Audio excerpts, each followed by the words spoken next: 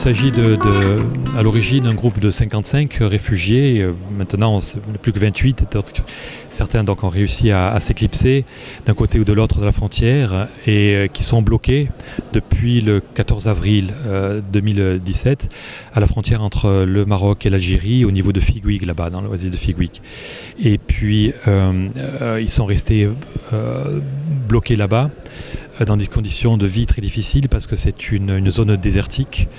L'accès à la nourriture et à l'eau, aux médicaments était très délicat et passait de façon intermittente d'un côté comme de l'autre, mais de façon assez irrégulière, et la situation s'est détériorée, surtout avec les journées qui deviennent de plus en plus chaudes.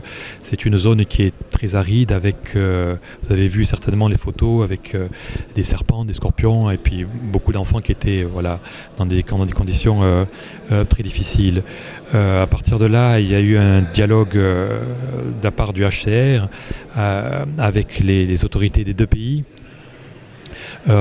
Étant donné la situation de cette frontière, étant donné les relations entre les deux pays, évidemment, ça n'a pas été une entreprise facile.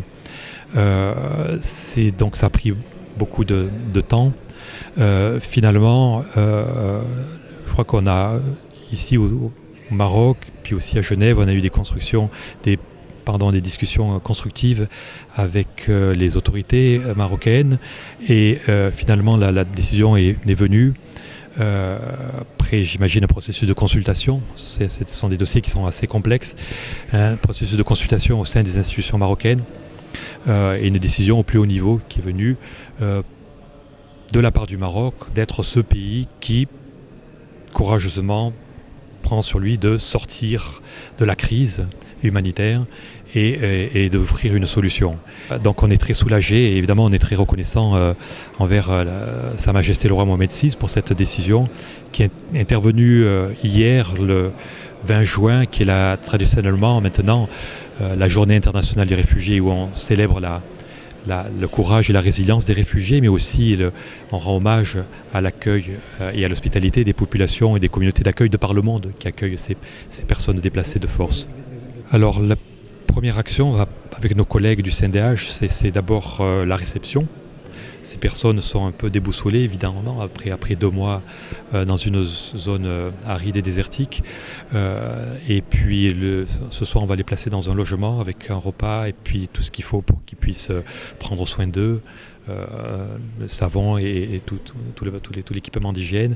Et puis à partir de demain, on va commencer le travail d'une part administratif, d'autre part tout ce qui est vérification médicale, suivi médical si c'est nécessaire, avec nos partenaires de la société civile marocaine, les ONG médicales, et puis tout le travail administratif, c'est-à-dire l'enregistrement, la biométrie, la prise des empreintes, la prise de l'iris, pour avoir des dossiers individuels sur chaque personne.